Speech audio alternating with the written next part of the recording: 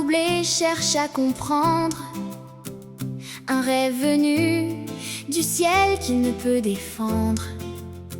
Une statue dressée, brillante de splendeur, mais Dieu y révélait la chute des grandeurs. La tête d'or, c'était Babylone en gloire.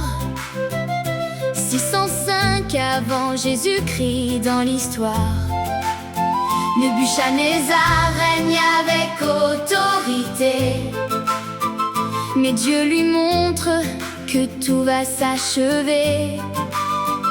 En 539 avant Jésus-Christ, Babylone tombe comme Dieu l'avait dit. Dieu connaît déjà le commencement et la fin. Tous les royaumes sont entre ses mains. Nous étudions pour comprendre ses voies.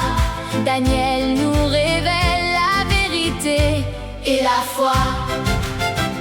La poitrine d'argent, c'est l'empire médo-perse. 539 à 331 se dresse. Cyrus s'élève et conquiert sans détour.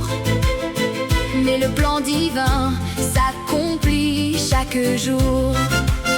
Leurs lois sont fermes, impossibles à changer, mais leur règne aussi devait s'achever. À Gaugamel, le monde est bouleversé. La Grèce apparaît, prête à dominer. Le ventre d'airain, c'est la Grèce conquérante. 331 à 168 dominante.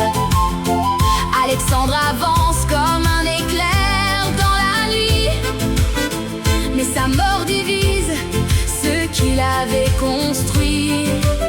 4 royaumes naissent de sa puissance brisée, mais Rome s'avance, prête à tout écraser.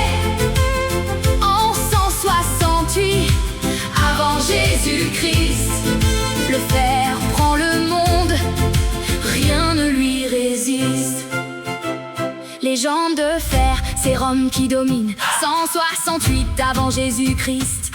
À 476 se dessine. Elle brise, elle écrase, elle règne sans pitié. Un pouvoir redoutable, impossible à arrêter. Puis vient la division, les 10 cornes révélées. 476, l'empire est brisé. Le fer et l'argile ne peuvent s'unir. Jusqu'à aujourd'hui, ils ne cessent de se diviser.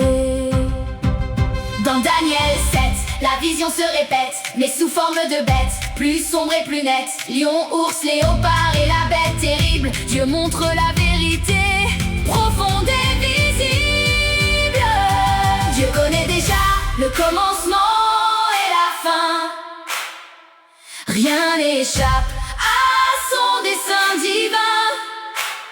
Nous étudions pour être prêts, car son royaume est proche à jamais. Une pierre descend sans le secours des mains. Elle frappe la statue et met fin au destin. Tous les royaumes s'effondrent à la fois, mais le royaume de Dieu vivra pour toujours par sa loi.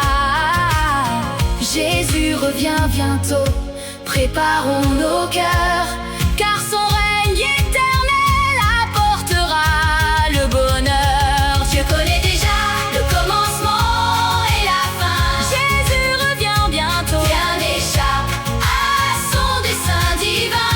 Jésus revient bientôt, nous étudions pour être prêts. Jésus revient bientôt, car son royaume est proche à jamais.